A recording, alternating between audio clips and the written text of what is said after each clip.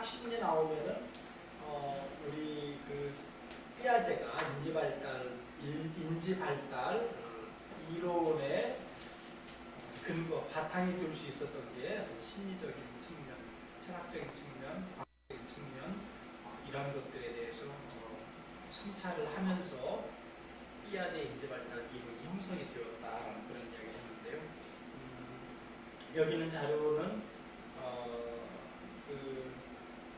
요 이제 뒷얘기는 물화생지, 물리화학, 생물, 지구과학에 대한 교수 학습의 어떤 전략에 관한 내용들이 함께 이제 포함되어 있는데 우리는 그 물화생지에 대해서까지 다루기는 무리고요.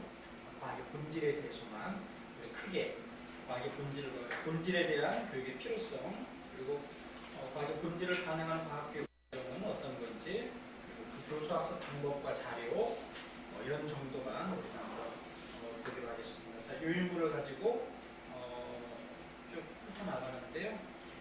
우리가 꼭 중요하게 체크해야 될 항목들이 여러 가지가 있어요. 그 부분들만 체크하시고 어렵다라고 생각하는 것들은 너무 이렇게 의료서 내 것을 만들려고 하셔야 됩니다. 과학은 언제부터 생겨났나? 인간이 체계적으로 사고하기 시작할 때부터 생겨났다. 그러니까 과학이라고 하는 그 말 자체를 이미 이게 풀어서 이야기할 때는 사고하기 시작할 때부터 생겨났다. 우리나라도 과학을 굉장히 중요시하는데요. 자, 따라서 어느 나라에서 초중고등학교 필수 과목으로 지정되어 있다. 어느 나라에서나 그러나 각급 학교에서 과학을 교수 학습하는 방법과 그 결과를 평가하는 방법은 다양하다. 그러니까 과학을 공부하는 방법, 접근하는 방법, 그리고 평가하는 방법이 다양하다는 얘기죠. 참고로 여기 있는 내용은 유치원 선생님들을 대상으로 한 자료가 아니고 대학생 내지는 교대에서 더러 이렇게 사용하고 있는 자료입니다. 그렇기 때문에 우리가 그런 관점에서 한번 접근해보도록 하겠습니다. 여기에서 우리 유아교육 현장에서도 과학을 지도하는 방법, 학습하는 방법 이런 방법들이 굉장히 다양하죠. 그래서 여기에서는 현대 과학 철학적 심리학적 관점에서 우리가 과학의 본질을 한번 찾는 데 목표를 가지고 접근해 보도록 하겠습니다. 자, 과학의 본질은 철학적 관심사일 뿐만 아니라 각급 학교의 과학교육 현장에서도 중요시하는 주제이다. 자, 특히 외국의 과학교육 과정에서는 과학 지식과 과학적 방법의 분석을 중요시하며 과학 지식 그리고 과학적 방법의 분석 그러니까 어떤 방법으로 접근하느냐 자, 이런 것들을 과학사적 접근을 강조하는데 자, 여기에서는 과학의 의미, 특성 그리고 본질과 과학교육 과정 이런 것들에 대해서 접근해 보도록 하겠습니다. 자, 과학을 보는 관점에 따라 의미로 정의가 돼요. 그래서 유아교육 학자들도 과학을 굉장히 다양하게 정의하고 있어요.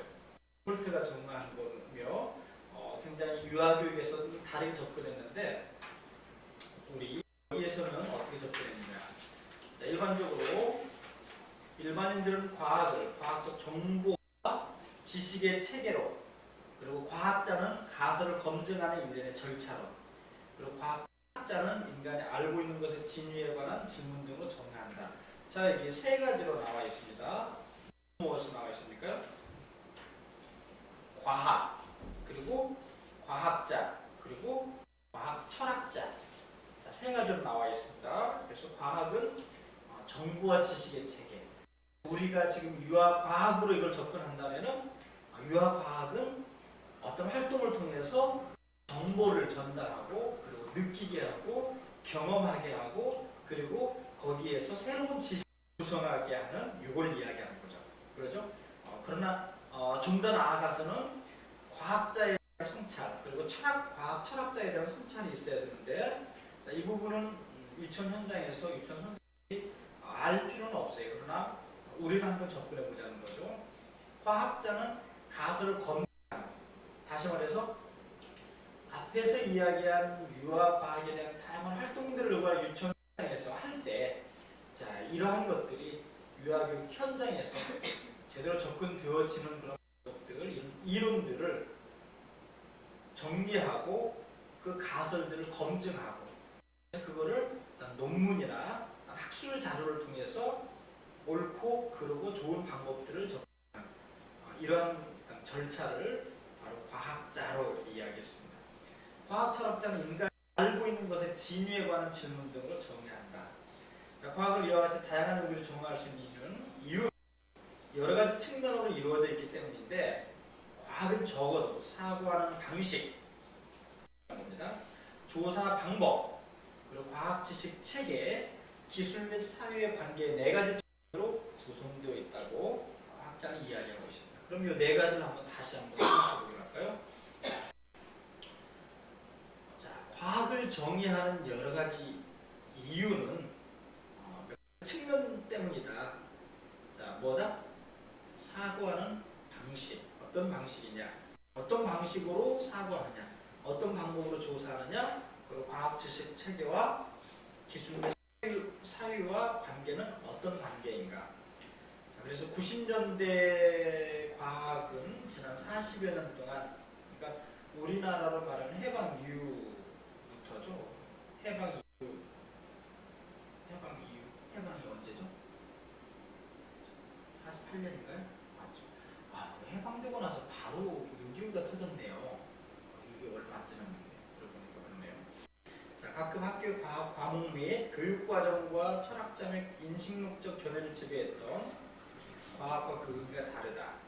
현대 과학은 하나 줄치세요. 현대 과학은 기술과 응용기술로 불린다. 자, 이와 같이 과학은 여기도 하나 줄쳐놓으세요. 중요한 내용이 나왔습니다. 초월 과학으로서 환경 문제, 핵무기 등 같은 환경적, 사회적, 정치적 상황의 과학을 지칭한다. 지금 현대 과학 이야기합니다. 그래서 사실 우리가 지금 유아 지난번 학교 창설이 되고요, 네, 생태 유아과 학교가 창설이 되고 환경 교육의 중요성을 논하고 하는 것이 바로 따로 떨어진 그런 학문이 아니고 철저하게 과학적으로 볼 때는 과학 안에서 이러한 것들이 이루어지고 있다는 거죠. 그래서 환경적, 사회적, 정치적 과학을 지칭하는 것이 바로 현대의 과학을 그렇게 말할 수 있다. 그리고 STS라고 하는 과학관에 따르면 과학기술로 부를 수도 있다. 과학기술, 테크라고 과학기술. 자, 이 과학기술은 현대 과학기술은 앞으로도 계속 발전되어지고 이 과학기술은 그리고 이전의 산업혁명 이후 그리고 특히 우리나라만의 해방 이후 그러니까 20세기 후반에 엄청난 과학기술의 변화가 이루어졌는데 그 대표적인 것들이 우리가 흔히 우리 사회 구조 속에서 굉장히 혁명을 일으키고 있는 것이 보니까 컴퓨터 그리고 인터넷 혁명이라는 이야기가 여기서 생겨나는 거예요. 바로 그것이 바로 STS 과학관에 따르는 어떤 용어로 말하면 바로 현대 과학은 과학기술, 인터넷 혁명이 그 한 큰 축을 이루는 한 예가 될 수 있습니다. 산물로서의 과학, 과정으로서의 과학으로 대별된다. 자, 산물과 과정. 자, 산물로서의 과학은 이것도 선생님들이 한 번쯤 생각해 볼 필요가 있습니다. 과학 지식과 관계를 지칭하고 과정으로서의 과학은 과학적 방법, 아는 방법으로서의 과학을 말한다. 자, 전자는 우리에게 굉장히 좀 낯설어요. 그러나 후자는 우리에게 굉장히 익숙하죠. 이 선생님 맞죠? 후자는 굉장히 익숙하죠. 과학은 바로 과학적 방법.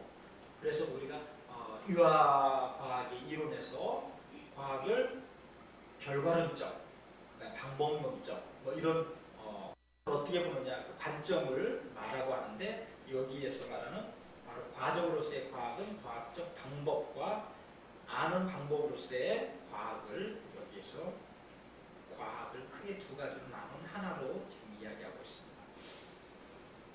자, 아는 방법에는 권위, 종교, 끈기 등이 포함된다. 과학을 이와 같이 대별할 때 그것은 경험적 방법으로 검증할 수 있는 정보를 수집하는 과정. 자, 굉장히 어려운 말. 말처럼 들리는데요. 풀어서 제가 말씀드립니다.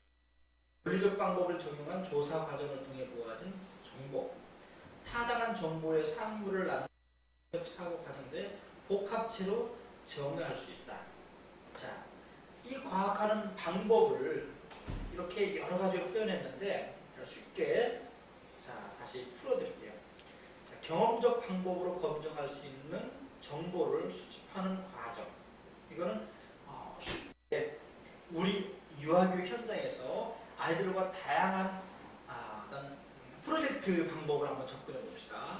아이들이 의문점이 생기고 궁금점이 있어요. 그럼 그걸 목록을 쭉 봐야 하고 현장 학습을 통해서 전문가를 초빙해서 다양한 방법을 통해서 그걸 어떻게 해요? 그걸 어떻게 합니까? 문제를 해결하기 위한 다양한 방법을 모색하죠. 바로 이런 방법을 통해서 우리가 하고자 하는 것은 뭐예요? 문제를 해결하는. 그리고 그 과정에서 우리가 어떤 가설을 세우게 되죠. 정말 그럴까라고 하는 검증이죠. 예를 들어 봅시다. 타이어 바퀴는 왜 차 바퀴는 둥글게 만들었을까? 왜 3개로 안 하고 5개로 안 하고 6개로 안 하고 4개로 했을까? 이런 것에 대해서 궁금증을 가지고 아이들이 그 궁금한 것들을 이제 함께 문제를 해결하기 위해서 직접 어떻게 카센터 가서 아저씨 왜 바퀴가 4개예요? 왜 바퀴는 둥글어요? 전문가에게 이제 물어볼 수 있겠죠? 그건 바로 뭐예요? 아이들이 가설한 그런 상황들을 검증하기 위한 일련의 절차죠. 그렇죠? 지금 그 이야기예요. 그러기 위해서 검증할 수 있는 정보를 수집하는 과정. 이 정보를 수집하는 게 뭐였어요? 지금 우리는 책을 찾아본다거나 유치원 현장에서 그리고 인터넷을 검색해 본다거나 또 현장에 가서 직접 인터뷰를 통해서 그 문제를 해결한다. 바로 이러한 것들이 첫 번째 속하게 되는 거죠. 그 다음에 논리적 방법을 적용한 조사 과정을 통해 모아둔 정보. 이거는 우리 유치원 현장에서는 유아교육 현장에서는 굉장히 좀 고차원적인 내용일 수 있어요. 그러니까 여기는 우리 선생님들 문제 해결하는데 다양한 방법들, 창의적인 방법들, 이러한 방법들을 적용해서 다양한 조사 활동을 통해서 정보를 모으는 이런 과정인데 우리 유아교육 현장에서는 바로 두 번째는 첫 번째 안에 다 속해질 수 있는 내용입니다. 그 다음에 세 번째를 우리 유아교육 현장으로 쉽게 푼다면은 타당한 정보의 산물을 낳는 비판적 사고 과정들의 복합체. 자, 이거는 여기에서 다른 말은 다 제외하고 비판적 사고 과정만 선생님들이 눈여겨보시기 바랍니다. 비판적 사고 과정. 자, 비판이라고 하는 것은 좋은 거예요? 나쁜 거예요? 네. 원장님께서 좋다고 그래. 좋은 거예요? 나쁜 거예요? 선생님이 지금 막 성경 말씀을 지금 떠올리고 내가 비판을 지금 그 생각했었죠. 잠깐. 비판을 받지 아니하거든 비판하지 말라. 이 말씀 떠올랐죠? 솔직히 말씀하세요. 떠올랐어요? 안 떠올랐어요? 네, 떠올랐어요. 그러면 성경으로만 비판은 좋은 거예요? 나쁜 거예요? 성경으로만. 네. 성경으로 말고. 네, 맞아요. 네. 비판적 시각을 갖는 건 굉장히 중요해요. 그러면 비판과 부정과는 또 어떻게 다른가? 네, 굉장히 엄청난 차이가 있거든요. 자, 한 예로 제가 우리 아이들이 어떤 이야기를 했냐면 3년 전에 우리 아이들 활동, 4학년 아이들이고 그날 활동의 내용은 뭐였냐면 아이들에게 주소를 하나 건네주고 이 주소를 찾아오는 것이 그날 활동이었어요. 어느 장소에서 이 주소를 찾아오는 거예요. 물론 아이들이 걸어오면 한 13분에서 15분, 뭐 길어야 뭐 주변 뭐 이야기하면서 한 20분이면 찾아올 수 있는 그런 환경이었는데 사실은 그게 이제 저희 집이었어요. 저희 집 주소를 주고 그리고 너희가 남의 집 방문할 때는 빈손으로 가는 것보다 뭔가 조그만 너희의 정성을 표현하는 게 좋다 해서 이렇게 이제 돈도 이제 봉투에 딱 넣어서 딱 주고 이제 다 환경을 딱 제공해주고 이제 선생님 먼저 기다리겠다. 너희들이 이 주소를 찾아서 와라. 하나 내가 정자동, 야 정자동 나 알아. 하고 야 이쪽으로 와 이쪽으로 와. 하고는 한쪽으로 다 몰고 갔어요. 근데 분명히 제가 저희 집을 여러 차례 데려오면서 어느 쪽 방향이라는 걸 아이들이 아는데 한 아이가 정자동 다 알아! 하고는 정자동이 여기도 정자동이고 이마트 그쪽 한이마트 그쪽도 정자동이에요. 그런데 이 녀석이 안다는 정자동은 아파트가 있는 정자동 아파트가 있는 곳이 저쪽에 있거든요. 야 내가 자전거를 샀는데 거기가 바로 정자동에 있는 아파트 앞이거든 따라와 하고는 그쪽으로 데려갔어요. 근데 저는 집에서 기다리는데 1시간 넘어도 안 와요. 나중에 제가 아이들을 찾아 나섰는데 이마트 앞에서 1시간 넘어서야 이 녀석들을 다 지친 흑발이 된 녀석들을 그때 발견했어. 야 어떻게 된 거야? 근데 이 녀석들이 자초지종을 들어보니 야 나 정자종 알아! 하니까 모두 그래? 하고 이제 다 따라가면서 자기들이 뭐 너무 즐거워서 그 활동이 너무 즐거워서 그냥 막 개인적으로 막 수다 떨고 이야기 떨고 그러면서 처음에 가면서 제일 가까운 슈퍼에서 음료수 사고 과자 사고 음료수랑 사고 그게 비닐봉지에 또 얼마나 무거웠겠어. 분당 신도시에서 그런 거 안 들고 다녔던 아이들이 돌아가면서 서로 네가 들어 내가 들어 하면서 돌아가면서 1시간 20분 동안 그걸 헤매고 다녔어요. 그리고 이제 저를 만나서 집에 딱 데리고 와서 아이들한테 야 어떻게 된 거야? 선생님 형우가 안다고 그래서 다 그리 따라갔어요.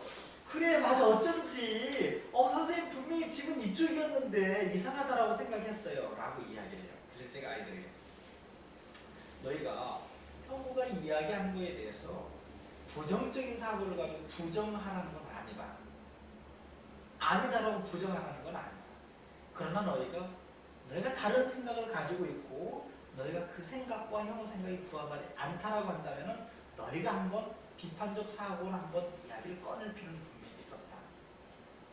부정적 사고로 보라는 것이 아니고 비판적 사고는 분명히 필요하다 라고 이렇게 이야기를 했어요.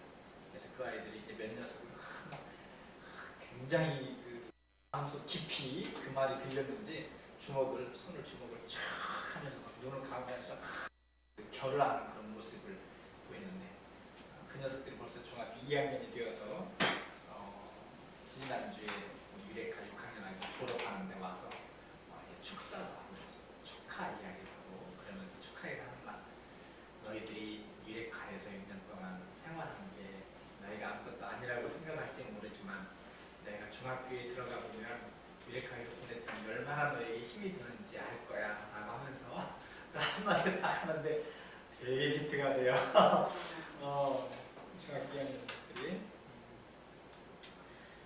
자 STS에 대해서 한번 잠깐 보기로 합시다. STS는 인식론적, 교육학적, 심리학적 관점에 따라서 다른 의미를 해석하지만 누구나 그것을 과학기술 사회의 관계로 본다. STS는 과학과 기술, 사회, 그 약자가 바로 STS입니다.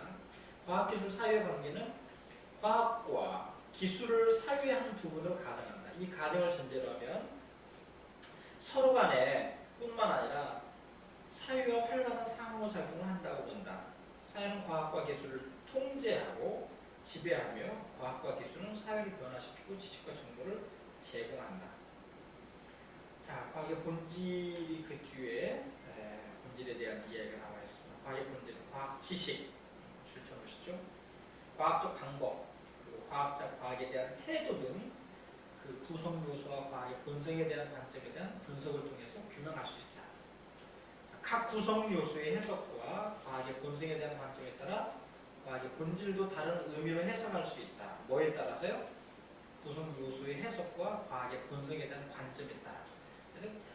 사실 그 과학이라고 하는 게 우리가 접하고 있는 단순한 유아과학은 굉장히 단순하게 해석하지만은 위에 학문으로 갈수록 어떤 보는 관점에 대해서 굉장히 다르게 해석을 하고 고찰을 하고 있거든요.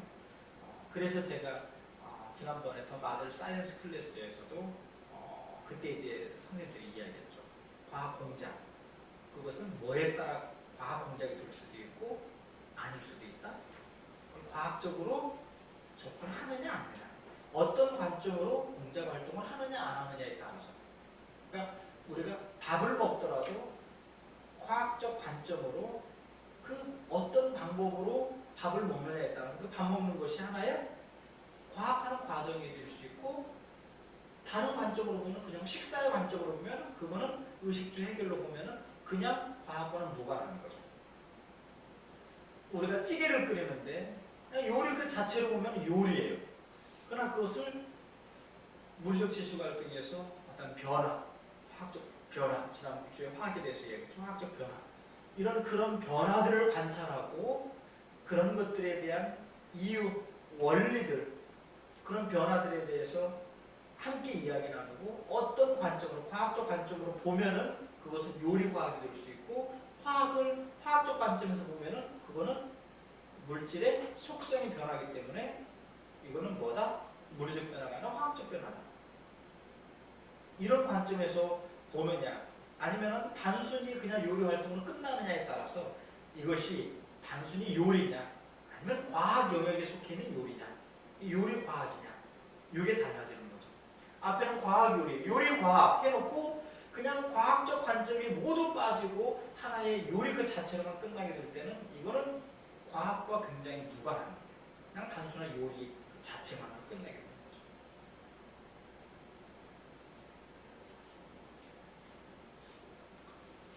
현대 과학 철학자들은 과학적 사실과 개념이 이론에 의존하는 특성을 지닌다고 합니다.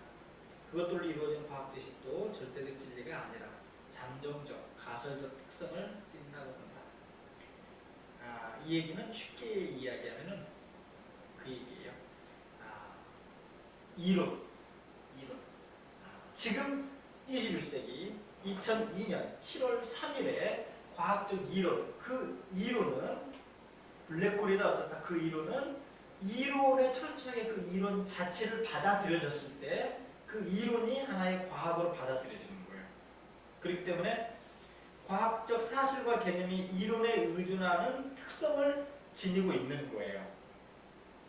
그러나 과학 지식도 절대적 진리가 아니다. 아까 그러한 것들로 이루어진 과학적 절대적 진리가 아니다. 왜? 그거는 지금 일시적인 이론에 불과할 뿐이지 다음 세대에 가면은, 불과 내일에 가면은 이 이론이 바뀌어질 수도 있다는 거예요. 그러니까 이것을 쉽게 이야기하면은, 그냥 여기 있는 내용 다 무시하고 이게 쉽게 얘기하면은, 오늘의 과학 이론은 내일 가서 다시 바뀌어질 수도 있어요. 블랙홀이 어쩌다 저쩌다 막 해도 그것이 어느 날 스티븐 호킹을 버금가는 그 블랙홀 그 이론을 버금가는 어떤 또 학자가 나와서, 과학자가 나와서 또 블랙홀보다 더 깊이 세부적인 이론을 또 내놓으면은 블랙홀의 이론이 다시 수정될 수도 있고 바뀌어질 수도 있어요. 과학의 역사는 그렇게 변천되어 왔다는 거죠. 자, 그럼 여기에서 우리가 유아교육에서 말하는 과학의 의미, 과학의 본질 이런 거하고 굉장히 어렵게 접근한 내용 같은데, 여기에서 크게 우리가 알아야 될 것들은 거의 272페이지 있는 첫 번째, 두 번째, 세 번째, 네 번째 과학의 측면, 네 가지 측면에 대해서 한 번쯤 생각해 봤으면 좋겠고요. 그리고 과학이 기술과학과 응용기술로 이게 두 가지 측면, 그리고 거기에 초월과학으로서 환경문제, 환경적, 사회적 이 두 가지만, 정치적 이런 거 다 떼고, 한국이 떼고 우리하고 아주 밀접한 관계가 있는 거. 그 다음에 사물로서와 과정으로서의 과학에서 과정으로서의 과학, 그 부분 한번 체크하고요. 그리고 경험적 방법으로 운영할 수 있는 정보를 수집하는 과정과 그 다음에 비판적 사고 과정, 두 가지를 체크해 놓으시고요. 그리고 273페이지에 와서 거기 있는 내용들 세 번째 줄, 현재 과학 철학자들은 과학적 사실과 개념이 이론에 의존하는 특성을 지닌다고 보며 그것들로 이루어진 과학 지식도 절대적 진리가 아니라 잠정적, 가설적 특성을 띈다고 본다 했지만 지금 그렇게들 인정을 하고 있는 거예요. 자, 과학 본질에 대한 교육의 필요성.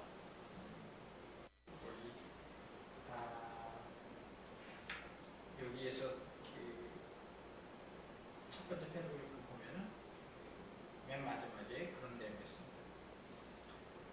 학교에서 다루는 과학의 본질 영역은 기본적으로 과학의 대상인 자연이 포함되지 않는다.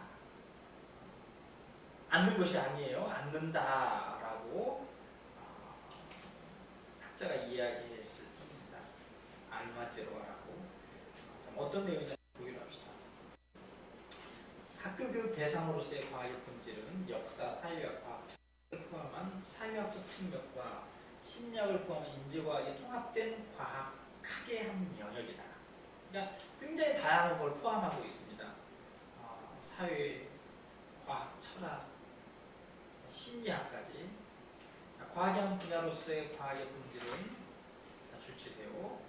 과학이 무엇이며 과학이 어떻게 작동하고 사회의 한 구성원으로서의 과학자가 어떤 일을 하며 과학과 사회가 어떻게 상호작용하는지 등을 설명한다. 자, 이 부분은 이 과학을 프로젝트 관점으로 접근할 때 아주 심도 있게 접근하고, 그거는 지금은 안 돼요. 제가 볼 때는 앞으로 몇 년 후에 유아과학의 어떤 형식이나 체제가 많이 바뀌고 몇 년 후에 심도 있게 접근할 때는 이제 이런 부분까지 프로젝트에서 다뤄질 수밖에 없어요. 다시 한번 볼까요? 자, 과학이 무엇이냐? 과학이 무엇이냐? 과학은 무엇일까? 과학이 어떻게 작동하고 사회의 한 구성으로서의 과학자가 어떤 일을 하느냐? 이거는 유아과학에서 우리가 교사가 지도하는 방법에서 과학하는 태도, 아이들의 과학하는 태도와 좀 밀접한 관계를 가지고 있죠. 어떤 일을 하면 과학과 사회가 어떻게 상호작용하는가. 자, 과학과 사회가 어떻게 상호작용하는가. 요거는 여기서 말이 어렵게 나온 듯 하지만 사실은 과학이 사회에 미치는 영향. 지난 시간 우리 화학할 때 화학이라고 하는 것이 우리 생활 주변에 굉장히 밀접했죠. 그렇죠? 우리가 화학을 빼놓고는 우리가 지금 그냥 자연 속에서 알몸으로 있어야 돼요. 화학이라고 하는 영역 때문에 우리가 지금 예쁘게 옷을 입고 치장할 수 있고 화장품을 바르고 그 다음에 이런 책상 위에서 의자 위에서 공부할 수 있는 것이 바로 무슨 학문의 소산이에요? 바로 화학의 화학. 화학이라고 하는 학문의 소산물이 바로 우리가 지금 경험하고 있는 바로 이라는 것들이거든요. 그래서 지난주에 했던 그 관점에서 보면은 바로 이 과학이라고 하는 것이 사회가 어떻게 상호작용하는지, 과학과 사회가 이런 것들이 우리 사회생활을 윤택하게 할 수 있도록 그렇게 발전되어 왔죠. 그래서 과학과 사회의 어떤 상호작용은 사실 뗄 수 없는 그런 관계다. 제가 지금 이걸 지금 강조하는 이유는 유치원 현장에서 유아과학 무슨 그리고 어떻게 할까 이런 관점보다 우리가 조금 더 폭넓은 과학의 의미에서 한번 과학을 바라보자는 거죠. 그러니까 우리가 차를 타고 오고 가고 하는 이런 모든 것이 바로 과학의 소산물이라는 거죠.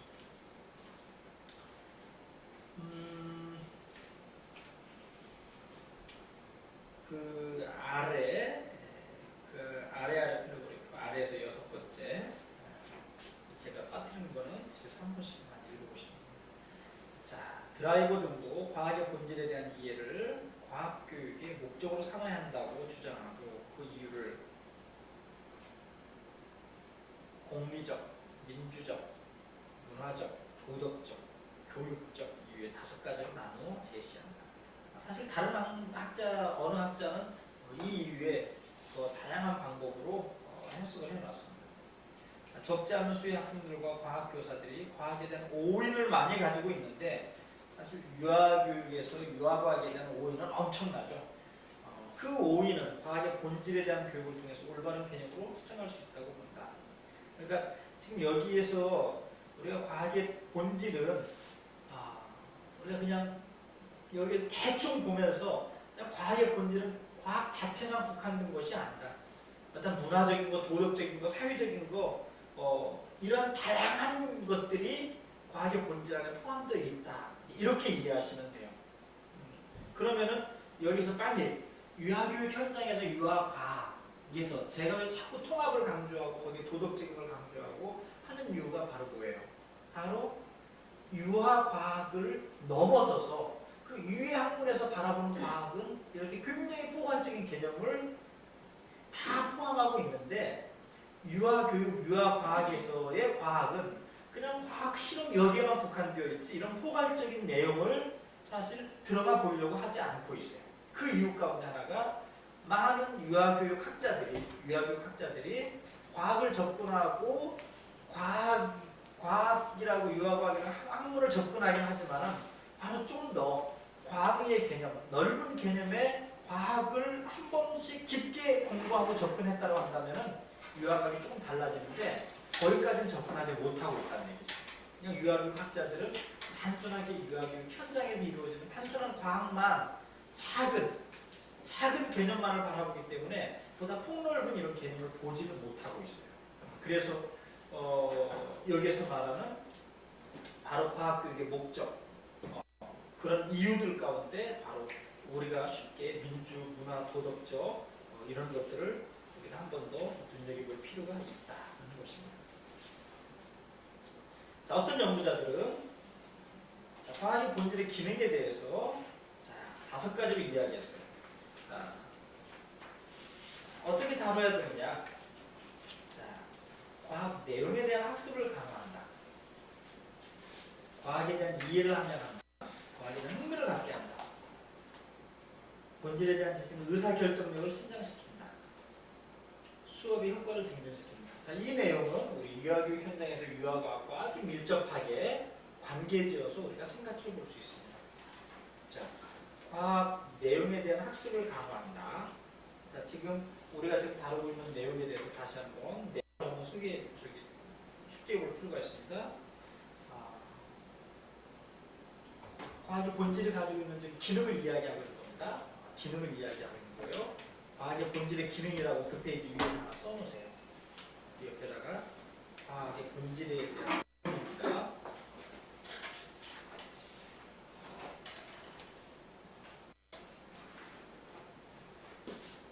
과학의 본질에 우리가 유아과학과 가장 밀접한 항목이 몇 번째인 것 같아요? 선생님들 5가지에서 한번 순위를 한번 매겨봅시다. 좀 너무 어렵고 관계 짓기 힘들다라고 하는 것을 제쳐놓고 어떤 게 제일 밀접한 것 같습니까? 학습 강화, 이해하면, 흥미, 증진, 의사결정력 신장, 수업의 효과 등등. 예, 흥미, 예, 맞아요. 흥미예요. 흥미. 과학에 대해서 어떻게 흥미를 갖게 하냐. 두 번째는 어떤 것이 또 우리가 순위를 매긴다면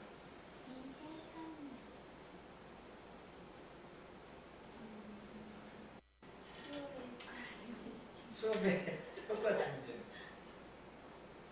이해하면일 것이다. 자, 그럼 우리가 여기에서 어떤 걸 중요시해야 될지 여기서 한번 토론을 한번 해봅시다. 자, 과학 본질의 기능을 지금 5가지 얘기했는데 여기에서 이 본질의 기능을 우리가 좀 더 중요도를 따진다면 흥미를 갖게 한다. 1번하고 그 다음에 이건 접근 방법에 따라 달라질 수 있어요. 그러나 우리가 여기에서 한번 통을 통해서 이야기해보자. 의사결정력. 두 번째하고 네 번째가 막상막하일 수 있습니다. 여기에서 접근 방법에 따라 다른데 저도 의사결정력을 말하고 싶어요. 그래서 자기 표현의 기회라고 이렇게 의사결정이라고 하는 거는 자기를 표현하지 않으면 안 되는 거기 때문에 이 의사결정력에는 많은 언어를 포함하고 있어요. 의사결정력은 자기의 생각을 발표하는 의사 표현하는 생각을 발표하는 것일 수도 있죠.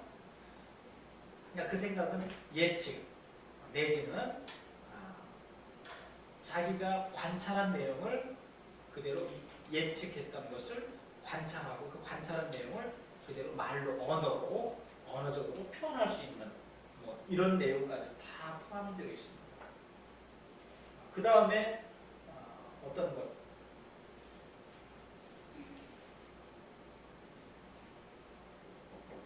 과학에 대한 본질적으로 볼 때는 이해 쪽이 가깝죠. 과학에 대한 이해 쪽이 가깝습니다. 사실 수업의 효과를 증진시키는 것은 방법론적으로 유아과학 현장에서 접근한다면 방법론적으로 접근할 수 있어요. 예를 들면은 어떤 활동을 하는데 그 활동에 좀 더 가속을 붙이고 아이들의 흥미를 줘서 이 수업의 효과를 증진시키고자 할 때 바로 이 과학 활동을 통해서 효과를 증진시킬 수가 있겠죠. 방법론적 관점에서 보면은 이 수업의 효과를 증진시키는 것이 우리가 사용하는데 현장에서 많이 사용할 수가 있어요. 그러니까 이런 것 같은 경우는 통합적으로 혹은 프로젝트로 접근할 때 하나의 수업의 효과를 증진시키기 위한 방법의 하나로 과학의 활동을 사용할 수도 있습니다.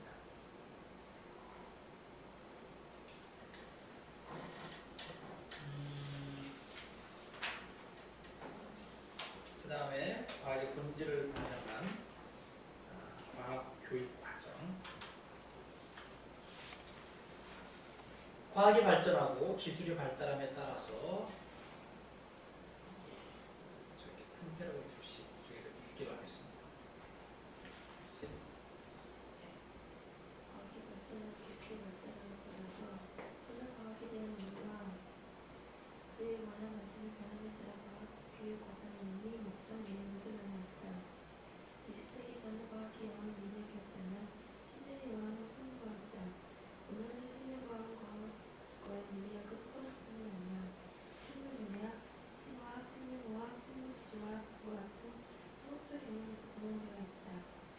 과거의 과학 교육 과정이 주로 기본적 원리와 이론을 중심으로 구성되었다며 현재의 교육 과정은 사회적, 경제적, 인간적 목적에 따라 구성된다. 즉, 현대의 과학 교육 과정은 개인 심리 문제를 해결할 수 있는 지식과 기술을 중심으로 구성된다. 예. 자, 여기는 우리 유치원 선생님들이 유아과학을 접근하는 데 있어서 조금 더 실제적인 손으로 하는 이런 활동은 아니지만 우리 머리로 한번 생각해볼 중요한 내용이 여기에 포함되어 있습니다. 자, 20세기 전후에는 물리학이 굉장히 꽃을 피웠던, 그래서 물리학의 어떤 꽃을 피웠던, 우리가 흔히 알고 있는 물리학자, 어떤 학자 있습니까? 네? 뭐 우리 아인슈타인, 그 다음에 또 스티븐 호킹도 그렇고, 그 다음에 또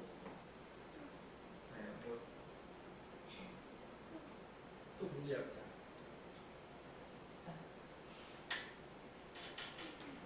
그리고 굉장히 많아요.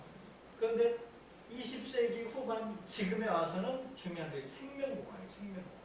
생명공학. 그 생명공학이 일단 사회적 문제로 바로 나올 수 있었던 것이 또 뭐예요? 네?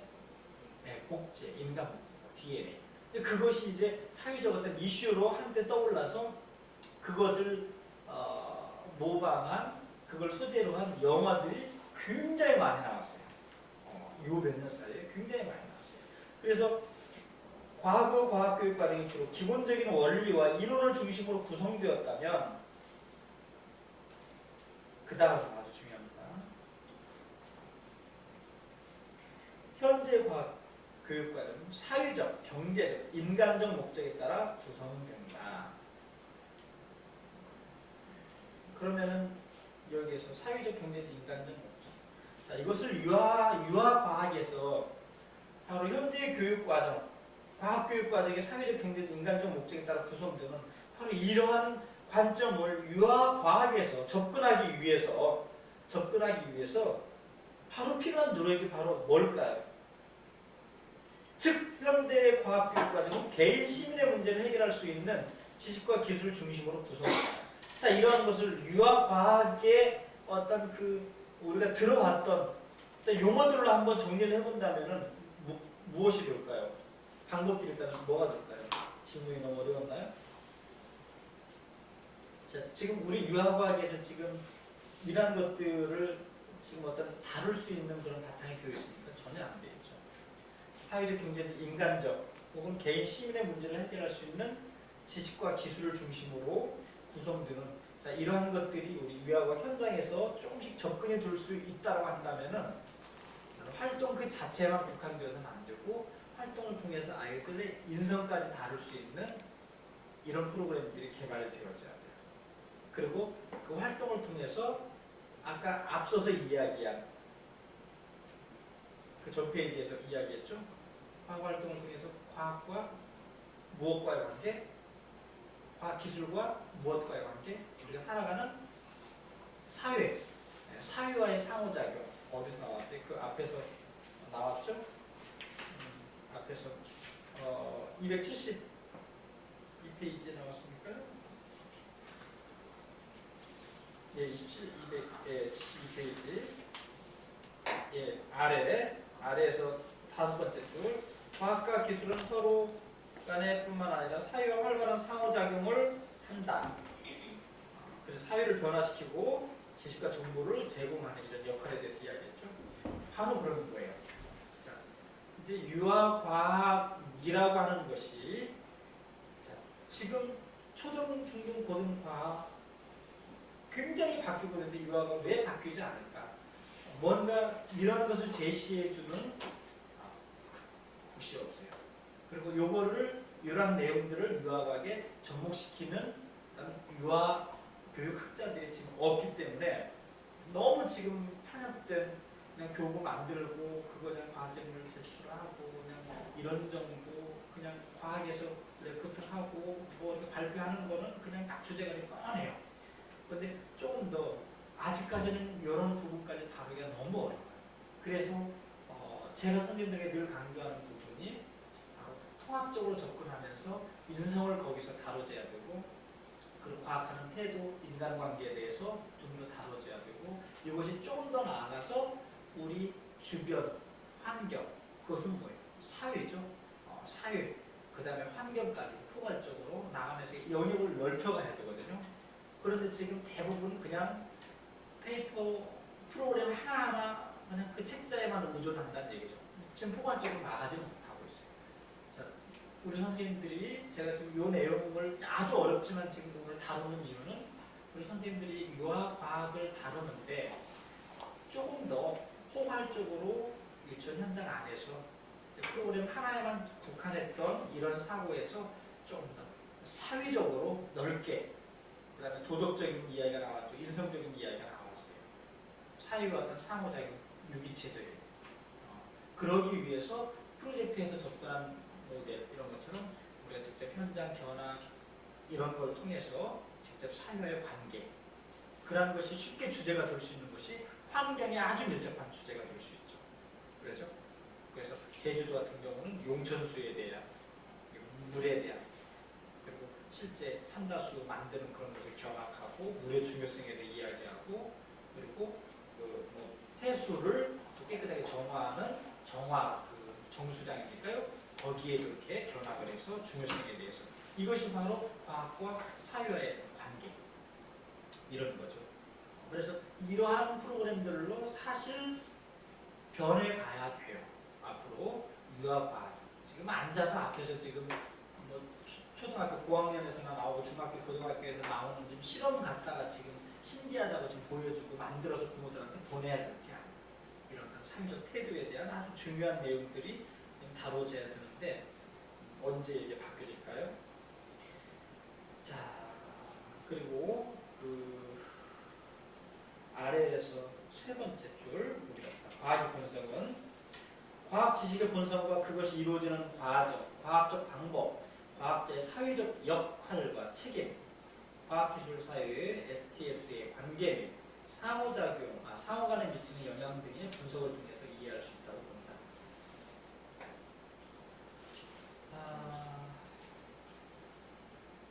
그 다음에 거기 그 쭉 내려가서 아래를 한번 보죠. 미국 과학진흥협회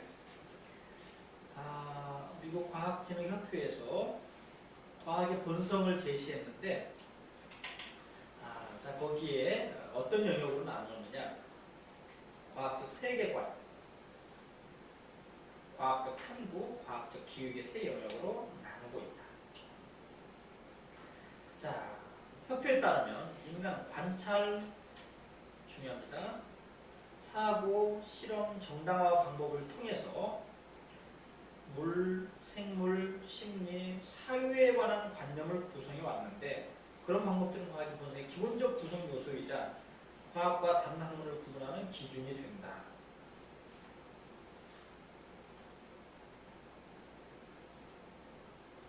자, 미국 과학진흥협회에서 관찰, 사고, 실험, 정당화의 방법을 통해서 물화생지, 물리, 생물, 심리, 사회에 관한 관념을 구성해 왔는데 그런 방법들은 과학의 분석의 기본적 구성 요소이자 다른 학문과 구분하는 기준이 된다. 관찰하는 영역, 보고, 느끼고, 경험하고, 이런 걸 사고하고, 그리고 그걸 실험하고, 그리고 이걸 그 결과를 가지고 검증하는 이런 정당화의 방법을 통해서 과학의 관념을 구성해 왔다. 그래서 과학에서 관찰하고 사고하는 과정, 실험, 사고와 실험은 하나의 이제 과정이죠. 관찰과 사고, 실험, 사실 굉장히 중요한 하나의 활동이죠. 그래서 관찰은 다 아는 거지만 관찰하면 항상 떠올려야 될 게 뭐예요? 관찰하면 오감각 딱 나와야 돼요. 관찰하면 눈 돋보기 이게 아니에요. 관찰하면 오감각. 관찰하면 오감각. 오감각. 그래서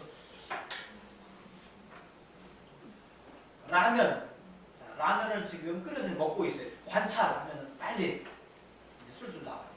라면을 지금 끓여서 먹고 있어요. 관찰. 맛, 또 냄새. 끓이기 전과 끓이고 후에 모양이 어떻게, 시간이 가면서 어떻게 퍼져가는지, 그러죠? 끓일 때 술은 어떤지.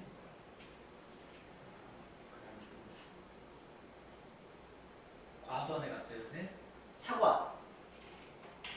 사과나무 앞에 딱 섰어.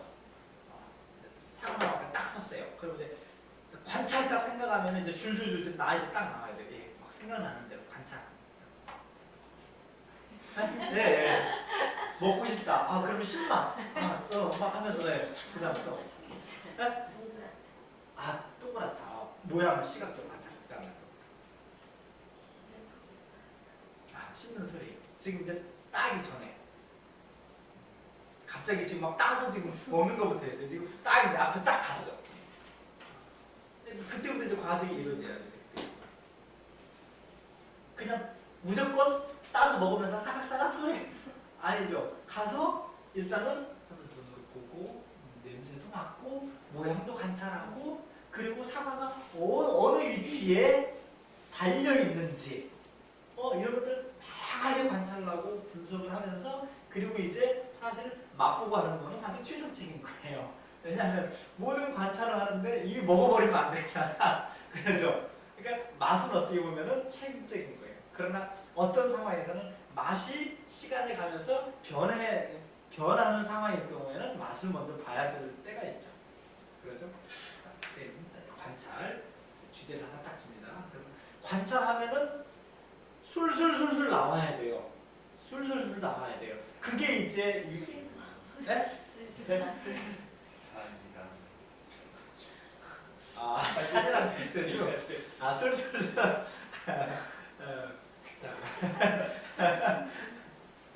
선생님에게 오늘 간식 뭐 사왔어요? 오늘요? 네. 떡볶이하고 찐내 났대. 그래요? 네, 떡볶이. 자, 관찰. 빨갛고 길다랗고 냄새도 맛있는 냄새 나고 만져보니까 뜨겁고 뜨겁고. 네.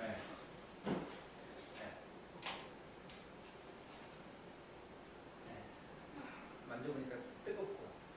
먹어보니까 진짜 뜨겁고 이렇게 학교에서 이건 수료 못합니다. 지금 선생님이 말씀한 건 극히 1차적 관찰이에요. 제가 표현한 용어로 극히 1차적 관찰이에요. 그러니까 아주 단순한 관찰이라는 얘기죠. 그렇죠? 관찰은 그보다 더 구체적이고 세분화되고 심도 있어요. 떡볶이. 정말 보니까 빨갛고 우아하고 그냥 그거는 극히 시각적인 관찰이에요. 자, 그런데 거기에서 조금 더 면밀하게 왜 이럴까? 바로 그 왜라는 것이 관찰 속에 함께 이제 포함이 되면서 접근되어져요. 자, 그 왜라는 그 단어 하나가 포함된 관찰은 다양한 사고로 확장되어질 수 있어요. 다양한 사고 영역으로 확장되어질 수 있어요. 그런데 눈으로 보고 단순하게 이렇다 저렇다 이거는 굉장히 단순한 거예요. 물론 여기에서 정성적 관찰과 정량적 관찰, 그러니까 성질을 탐색하는 그 자체의 오감과 가지고 그 자체만 가지고는 정성적 관찰이 되고 이것을 측정, 무게를 잰다거나 길이를 잰다거나 어떤 온도를 잰다거나 이러한 것이 이제 정량적 관찰이 되는 거거든요. 그러니까 바로 그 왜라는 질문들이 이제 정성적 정량적에 이제 포함이 되고 이것만 가지고 이제 포괄적으로 이제 접근되고 그 방법만 자꾸 자기 마인드화 시키면은 관찰하면 그냥 모든 사고를 가지고도 프로그램을 다 엮어갈 수 있어요. 그래서 우리 그때 관찰 영역만 가지고 탐구 과정만 가지고 거의 한 학기에 예, 그러죠. 예. 그래서 이 탐구 과정이 이것만 가지고 사실 한 학기 해도 굉장히 부족해요.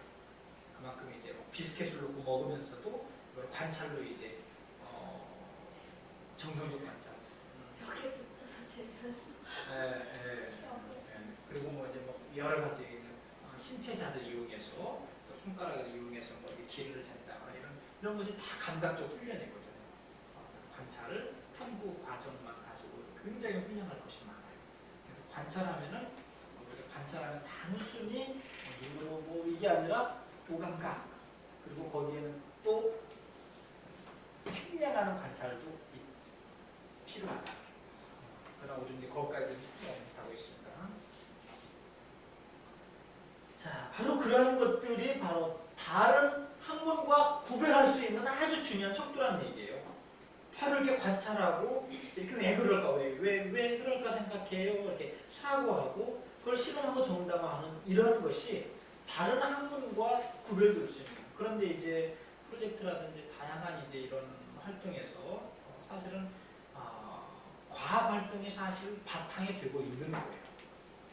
과학이 바탕이 되고 있는 거예요.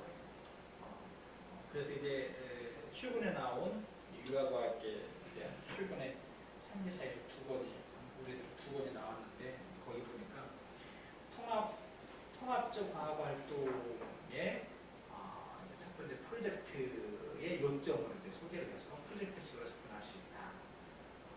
포트폴리오, 생태 이렇게 몇 가지 정리를 해놨는데 방법에 대해서는 이제 나열을 못해놓고 그냥 각각 이제 제목만 해놨어요. 다음에 이제 어떤 사람들이 이제 또 연구를 하면 해놓겠죠.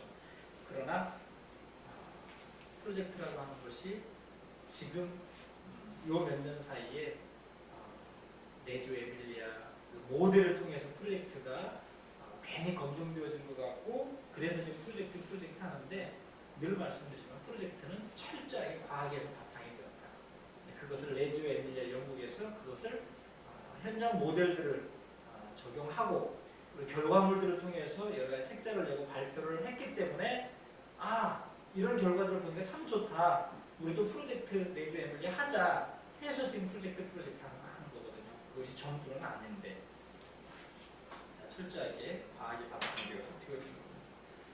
자, 과학적 세계관. 자, 아까 얘기한 위에서 얘기한 과학적 세계관, 탐구.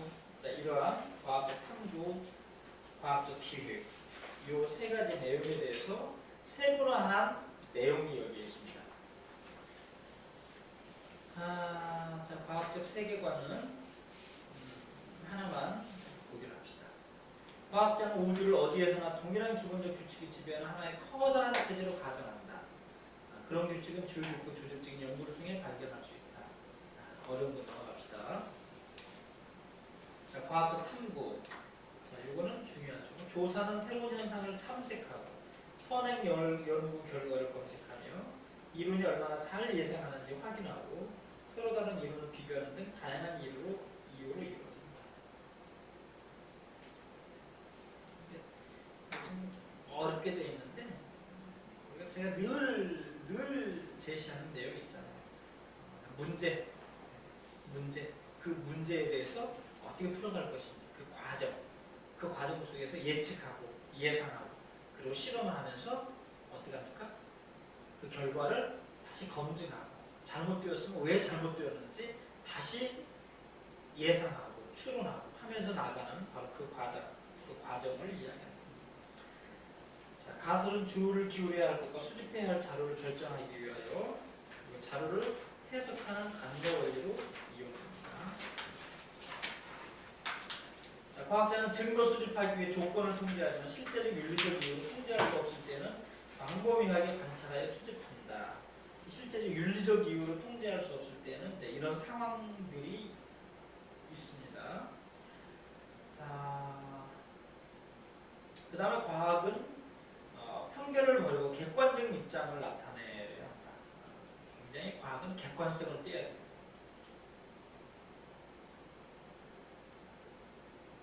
자, 과학적 이론의 타당성. 이거는 상식처럼 하나 알아둬도 좋습니다.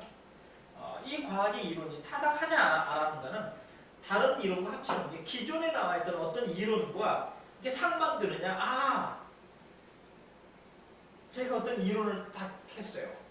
예를 들어 사과가 딱 떨어진다. 사과가 딱 떨어지는데 그거를 가지고 무슨 법칙? 만율의 법칙을 했어요. 그런데 이제 유레카 깨끗 선생님이 배가 떨어지는 걸 보고 배가 떨어지는 걸 보고 사과하고 배는 다르다. 질량이 다르고 뭔가 좀 다른 뭐가 좀 있는 것 같다. 그 다른 법칙을 했어. 다른 법칙을 이론을 내봤어요. 그럼 이것이 기존에 있는 만유인력 법칙과 얼마나 상반되느냐, 얼마나 그 이론과 부합이 되느냐, 합치되는 정도를 따지고 그 다음에 설명할 수 있는 관찰의 범위가 어느 정도입니까? 관찰을 설명하는 정도 그리고 새로운 사실을 예측하는 정도 등의 판단입니다.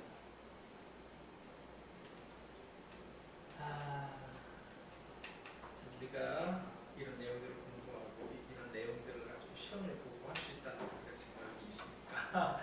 과학을 전공하고 언제 맞죠? 우리가 물리를 전공하든 화학을 전공하든 뭔가를 전공하고 있겠죠.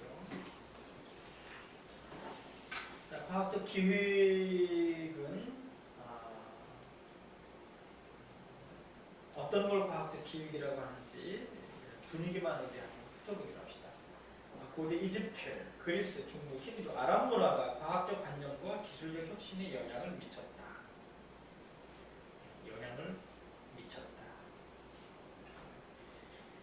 현대 과학은 500여 년 전 유럽의 사고에 바탕을 둔다. 지금 전 세계의 영향을 받는다. 여기까지 하기로 합시다. 맨 마지막 하나만 줄쳐줍시다. 과학자는 정보와 통찰력으로 분석적 기능으로 공공관심사와 관련됩니다.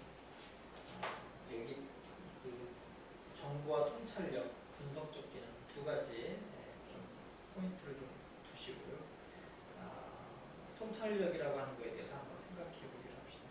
사실 이 통찰력이라고 하는 것은 과학 영역에서 눈에 띄지 않는 거죠. 굉장히 중요합니다. 우리 유아들 가운데도 다른 영역에서는 제가 뭐라고 말 안 하겠습니다. 다른 영역에서는 제가 음악을 가지고 아이들하고 많이 모델 연구를 했다거나 그러지 않았기 때문에 다른 영역에서는 제가 말하지 않겠고 유아과학에서만큼은 유아과학으로 접근할 때 아이들 굉장히 통찰력이 있는 아이들이 있어요. 사실 유아들에게도 통찰력이 사실 있어요.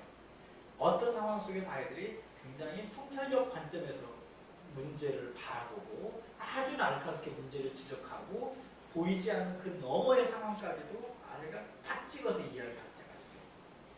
그런데 이러한 것들이 사실 제가 지금 제 나름대로는 굉장히 연구하고 싶은 유레카에서는 그런 연구가 충분히 가능한데 유치원 때부터 초등학교까지 쭉그 6년, 7년 이렇게 만날 수 있는 그런 시스템이 되어 있기 때문에 아이가 어떤 상황에서 어떤 통찰력을 가지고 있는지 그런 아이들 모델을 좀 이렇게 모델을 그 집단을 모아놓고 이전의 가정의 어떤 교육 환경, 가정에서 교육 방침, 혹은 어떤 그 부모의 어떤 그 지적 수준 이런 것들을 전부 분석을 해서 과연 아이들이 과학적 통찰력에 미치는 그런 주변의 환경들이 어떤 환경이고 어떤 교육 방법들이 이루어졌을 때 그것이 유전적으로 어느 정도 영향이 미치는지 굉장히 한번 연구하고 싶어요.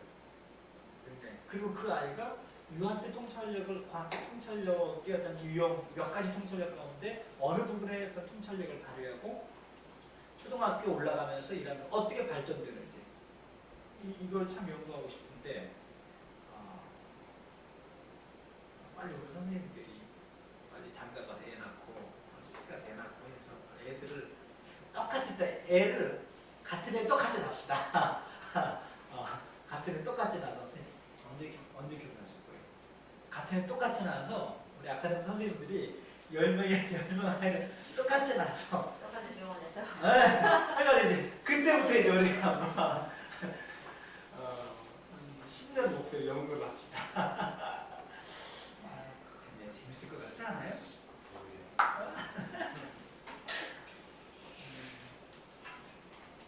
자, 그 다음에 거기 쭉 보시고요. 표 9-1을 여기도 한번 읽어보세요. 자, 그 아래에 270페이지 아래에 인간의 노력으로서의 과학적 과학 지식의 분석, 역사적 과학, 역사적 관점을 그런 내용으로 나누는데 여기서 다른 거 보지 말고 인간의 노력으로서의 과학 이것만 몇 개만 한번 찍어서 보기로 합시다.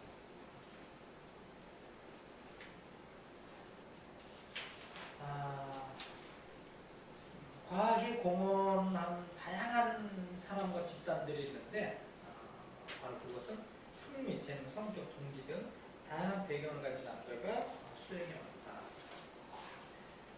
자, 두 번째 점에 과학은 다양한 능력의 소유자가 필요하다. 추리, 통찰 또 나오네요. 정력, 기능, 정력, 열정을 또 표현할 수 있겠죠. 기능, 창의성, 인간의 기본적 질과 지적, 정직성, 애매성에 대한 인내, 의심성, 물심, 여기도 비판이 들어갈 수 있겠죠.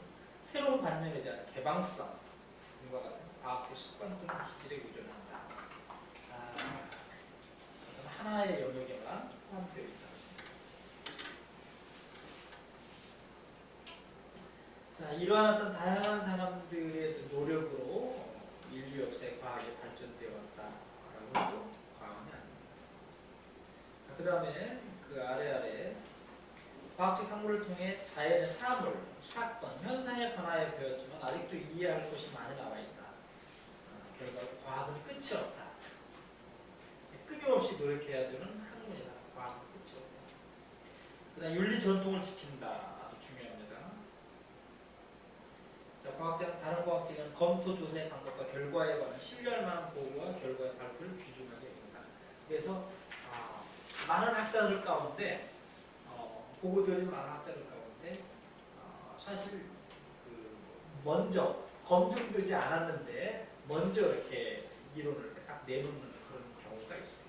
뉴스에서 그런 경우를 많이 보는데 미리 이렇게 이론을 딱 해놓고 나중에 가면은 아닌. 우리 과학하고는 좀 빗나가지만 사학자 가운데 일본에 엄청났죠. 얼마나 망신입니까 그거. 야, 가짜로 이렇게 발굴을 해가지고 일본의 그 역사를 몇천 년, 몇만 년 이렇게 끌어올렸는데 나중에 보니까 교과서도 전부 그게 나갔는데 나중에 이거 다 가짜로 표현한 거죠. 이거 얼마나 창피한가. 이게 윤리적인 문제하고 엄청난. 그래서 일본이 아주 떠들썩했던 그런 일들이 불과 얼마 전에 이런 일들이 있었습니다. 왜 그랬을까요, 선생님? 왜 그랬을까요? 왜 그렇게 가짜로 묻어놓고 그걸 가짜로 참 그러기도 힘든데 가짜로 발굴하고 이제 그것이 막 일본의 기원 같은 그런 역사를 막 끌어올려야죠. 왜 그랬을까? 자기의 어떤 공적일까요? 아니면 공적하고 또 뭐가 있을까요? 왜 그랬을까요? 그 사건 아시죠? 사건 들으셨죠? 뉴스 안 보셔요? 네? 안 보세요? 국가적인 차원에서 정책을 조작해냈어. 그러다가 이제 어떤 희생물이 될 수도 있잖아. 근데 저도 그런 생각을 했었어요. 양분선언한 게 아닌가.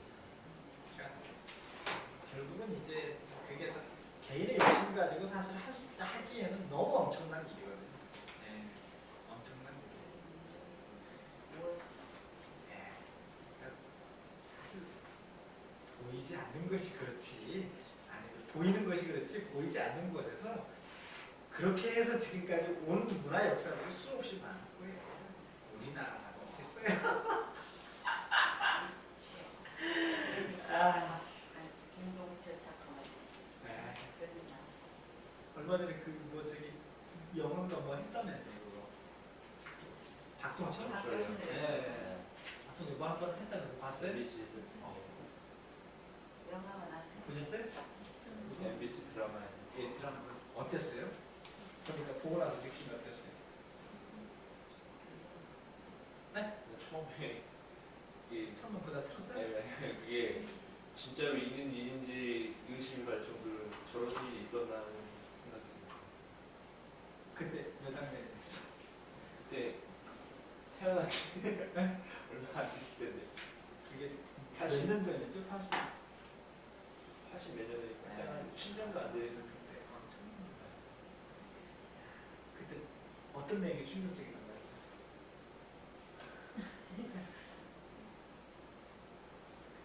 경찰 공무원에 의해서 했다는 것도 좀 그렇고 그렇게 사람이 힘들 정도로 한다는 것 자체가 좀 비효율적.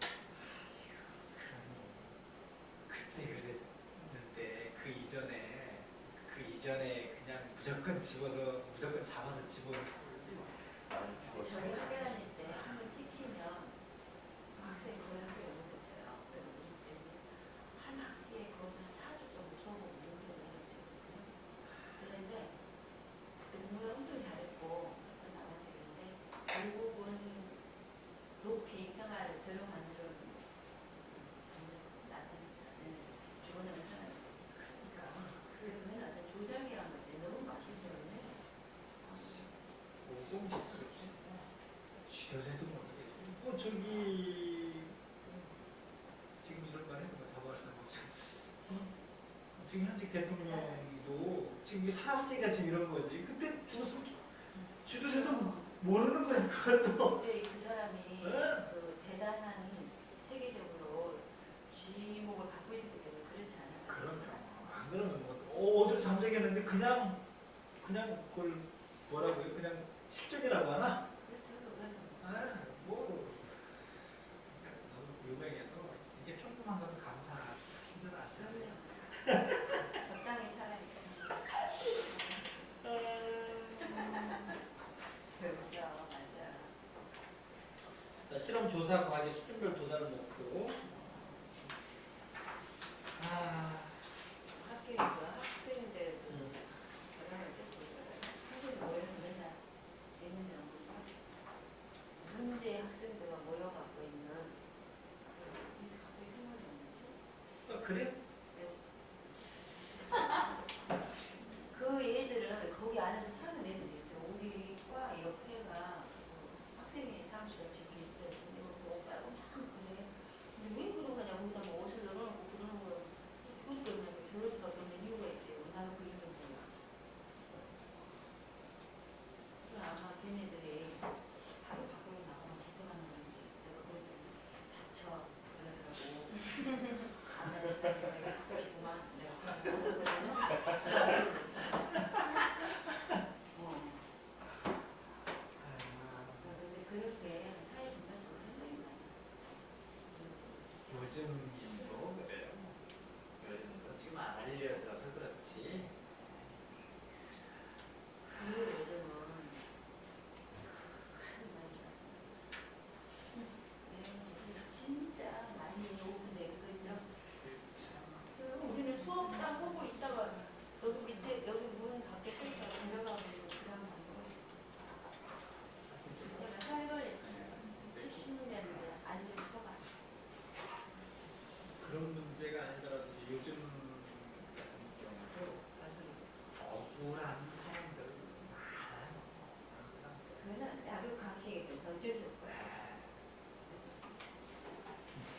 근데 이제 그 어쩔 수 없는 것이 사람 잡으니까 이제 문제가 있어요. 사람 잡으니까. 그러니까 그런 억울함을 좀 안 당하고 있는 것만도 지금 감사해야 되는 거예요.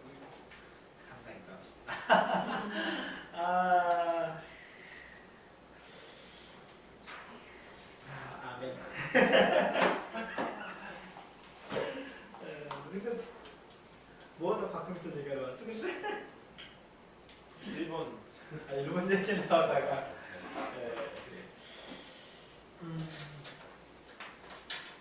자, 실험조사 과학 수준별 도달 목표 이거는 시간 몇 분입니까?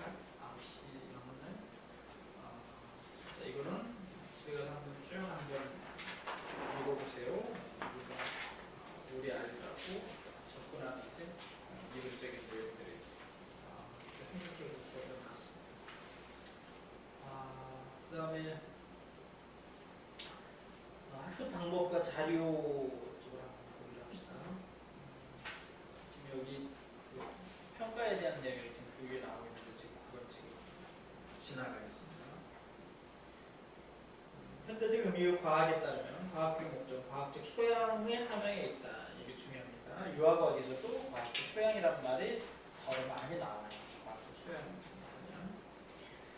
과학적 소양에 대해서 알아봅시다. 과학 지식과 개인적 의사결정, 시민생활 또는 문화적 활동에 참여, 경제적 생산 등에 필요한 과학적 과정의 이해이다. 이게 지금 평상시 우리가 유아과학에서 못 들어본 얘기들이 많죠. 시민생활, 문화적 활동에 참여하고 경제적 생산 등에 필요한 과학적 개념. 여기가 여기에서 과학적 소양 하면은 이 내용을 함축적으로 한다면은 개인적 의사결정, 시민생활, 문화적 활동 참여. 그러니까 건전한 사회인 뭐 이런 정도로 요약할 수도 있겠죠. 자, 이런 과학적 소양에는 여러 가지 특수한 능력이 포함된다.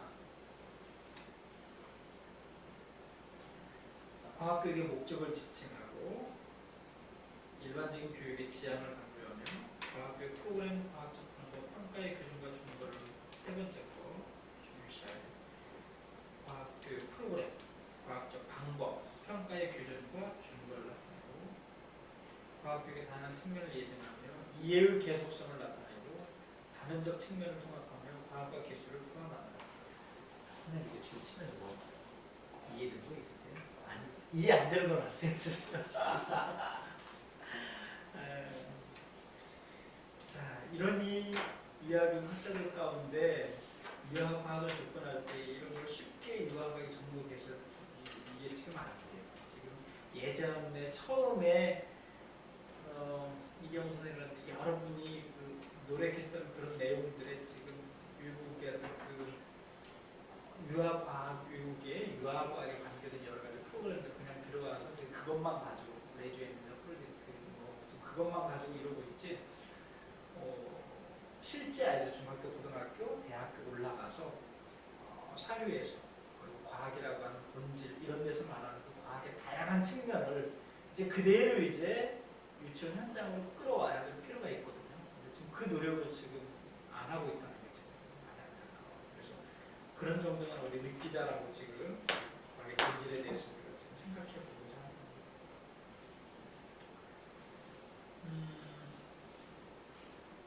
그 아래에 또 줄칠 부분이 하나 있네요.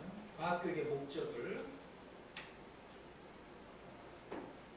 여기 이제 파웰이라든지 여러 가지 학자들이 이야기하는 과학교육의 목적을 과학 지식의 획득, 방법의 습득, 사회적 문제점의 인식, 개인적 필요성의 충족, 과학 및 과학기술과 관련 있는 직업의 이해, 5영역으로 나누는데 여기서 우리 두 가지만 한번 좀 깊게 생각해 보기로 합시다. 뭐 과학 방법의 습득이라든지 지식의 획득 뭐 이런 거는 흔히 우리가 많이 접해봤다는 문제인데 그 다음에 사회적 문제점의 인식. 이게 이제 또 지금 우리 유아과학에서 많이 다루고 있는 내용이라면 어떤 내용이 있을까요? 앞에서도 말씀드렸어요. 사회적 문제점 인식. 환경이죠, 환경. 바로 이제 지금 우리 유아과학 교육에서 이 내용하고 부합되는 내용이 바로 환경교육. 그 다음에 개인적 필요성에 충족 다음에 있는 과학 및 과학 기술과 관련 있는 직업이 이해, 직업의 이해. 사실 이것도 사실 유아과학 교육에서 한 번쯤 아이들에게 다뤄줄 필요가 있습니다. 직업. 대한민국의 아이들한테 너 커서 꿈이 뭐냐 하면 한 번쯤 과학자. 그런데 사실 과학자의 세계가 무수하거든요. 근데 그냥 과학자면 끝나는 거예요. 어디에 문제가 있는 거예요?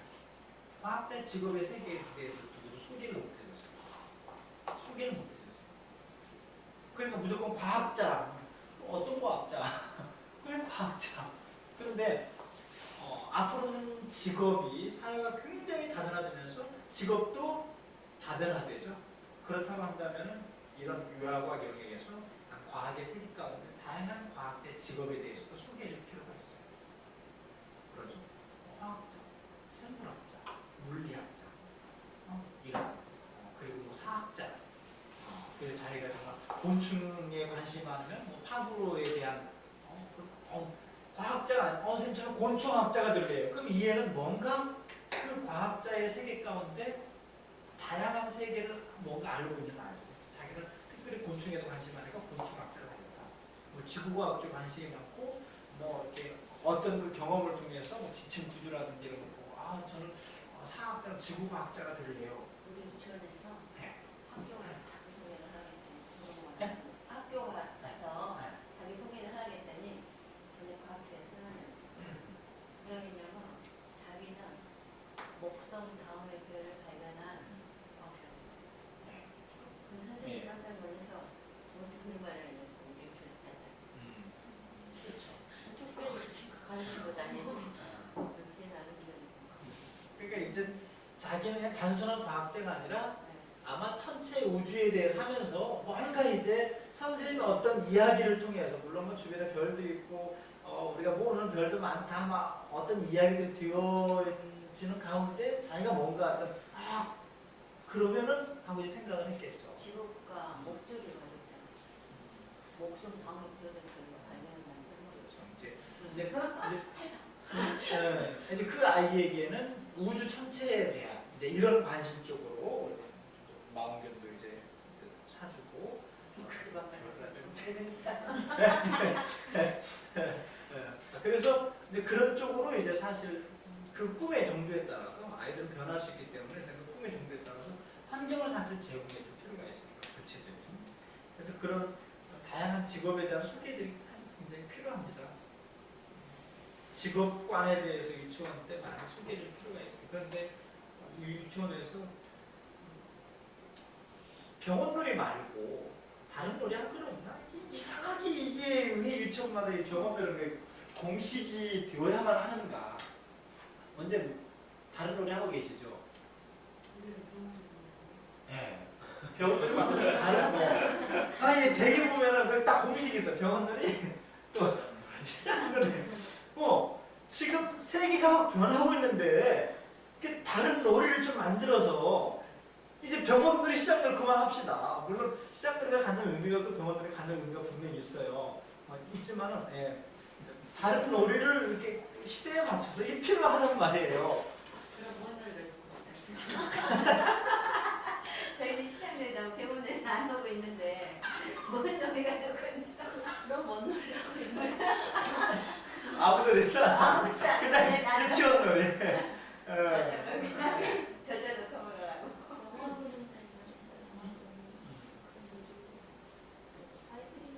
영화 보는 날.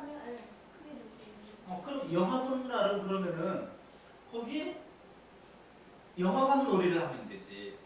거기서 이게 표 이렇게 해주고 서로 이렇게 표 사고 주고 하고 이렇게 이쪽으로 들어오세요.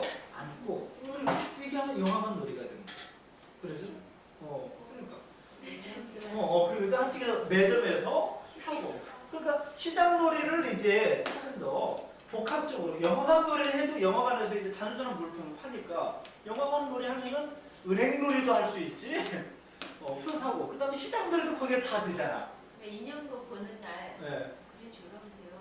네. 그렇죠. 2년 2년 거 보는 나눠가지고 의자에 남아가 있다 하면 티켓에서 우리 좀 더한 거 보여요. 극장 보기. 10원 아니었어요? 10원이었어? 극장. 10원은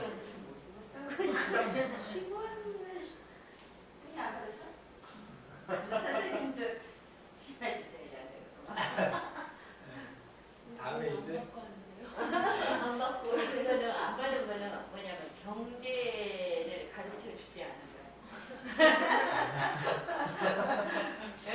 경제 가질까? 한술 더 떠서 네. 한술 더 떠서 초등학생들이 오히려 한술 더 떠서 1원짜리 가져. 10원짜리 전에 1원만 가져가. 1원짜리 구하기 힘들거든. 누구도 네. 그거 알아? 그거 배고파 먹는 사람 있죠.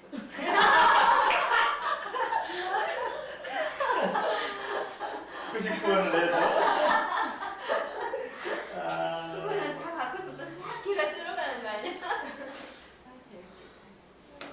예, 자, 이 수업 전략의 종류에 대해서 한번 자, 가끔 학교의 과학교실에 적용할 수 있는 수업 전략. 자, 학생 위주 활동, 교사 위주 활동. 자, 이게 이제 두 가지로 나눠 있는데요.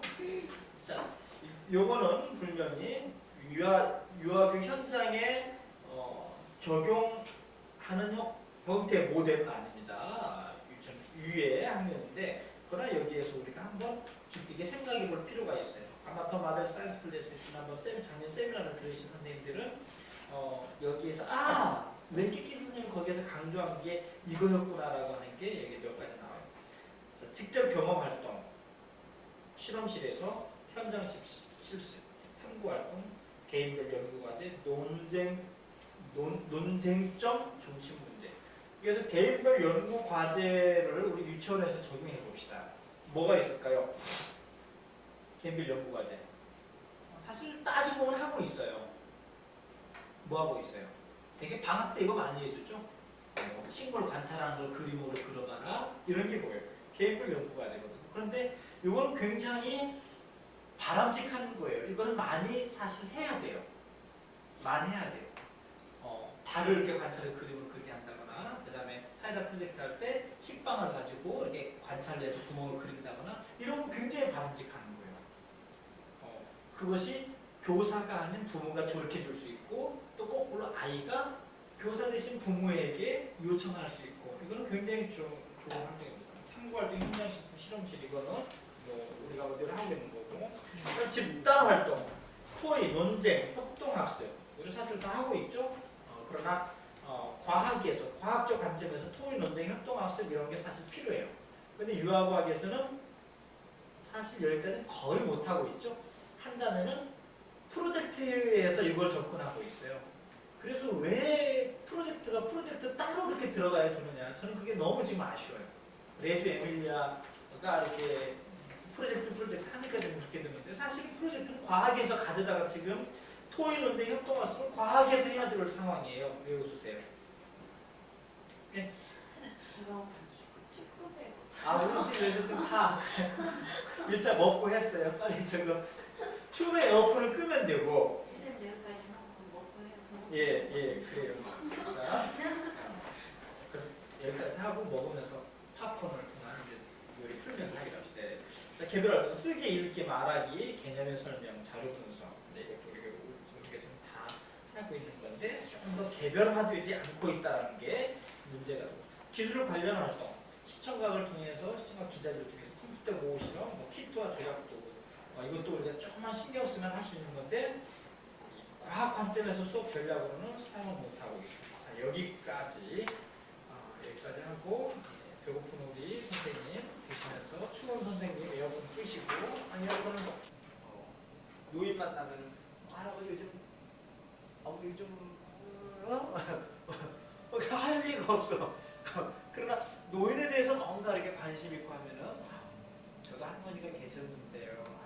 뭘 좋아하세요? 안 힘드시겠어요? 어떠시겠어요? 그러면서 또 노인에 맞는 또 마음을 또 이렇게 받아주고, 노인의 또 어려운 고충들에 대해서 또 며느리들, 자식들은 어떤가 이러면서 이제 이런 모든 관계들을 풀어나가고 하는 것은 이제 유아 창의성 개발, 대인관계 창의성으로 말하면은 대인관계 창의성이 풍부할수록 그런 영역들이 포괄적으로 대인관계를 엮어갈 수 있다는 거예요. 근데 유치원 선생님이 아니고 유아교육 관계되지 않은 사람을 만나면은 안녕하세요. 야구 선수 진짜 사인 한번 해주세요. 안녕히 계세요. 이런데 사업 가시고 요즘 돈 많이 버세요? 요즘 경기 어떠세요? 예, 안녕히 계세요. 이런 정도. 그래서 대인관계 창의성을 확장시켜 줄 수 있는 활동 가운데 만나볼 만한 사람은 다양한 사람을 만나볼 수 있고 각 지방 사람들, 경기도, 제주도 사람. 우리 유레카 1학년 어떤 아이가 그랬대요.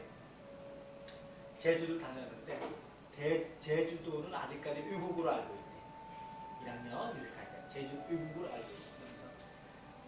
자기는 자기가 가본 외국 가운데 제주도가 제일 좋대. 엄마 아빠하고 다른 나라 여행 한 녀석이 외국 제주도가 제일 좋대. 왜 그러냐 그러니까 다른 나라는 내가 못 알아듣는 말을 하는데 제주도는 내가 알아듣는 말을 한다는 거예요. 경색하고 제주도는 내가 알아듣는 말을 하니까 제주도가 외국 가운데 제일 좋다는 거예요. 그래서 다양한 그 지방 사람들을 이렇게 만나서 지방 사투라든지 이런 것도 중요해요. 예. 좋습니다. 자, 이렇게 다양한 사람을 만날 때는 고아원이라든지 재활원, 특수교육단체, 뇌성마비들이 있는 이런 특수사유시설 이런 곳에 가서 방문해서 그들과 만나는 그런 것도 아주 좋죠. 특별한 것만 제가 말씀드렸어요. 다른 나라 방문해서 언어는 잘 몰라도 많은 사람들과 대화하려고 하는 거. 그래서 우리 아이들 일본 가면은 자꾸 이렇게 돌아가면서 말을 시키게 하는 거. 그들이 말을 알아서 그런 게 아니거든. 그냥 독고데스카밖에 몰라. 수정도 이렇게 좀 알아듣는 정도, 조금 공부하고 하면. 그러나 자꾸 말을 하고 하다 보면 일본 사람과도 통할 수 있구나.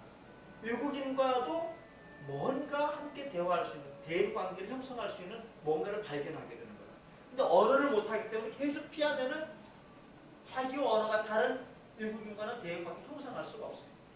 나름대로 그 방법을 터득하는 것도 대인 관계 창의성입니다. 그렇죠? 예, 좋습니다. 다른 나라도 방문하고 다른 지역도 방문하고 여러 지역을 방문해서 다양한 사람들을 만난다.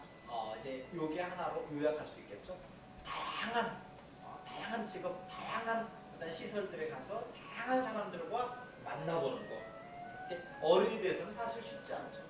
그러니까 어렸을 때 부모가 아이들을 데리고 가서 여러 시설도 방문하고 거기에 어울려 보기도 하고 사람들과 이야기하게 해보면 아주 중요합니다. 예, 좋습니다. 자, 이래서 유아창의성 개발의 다양한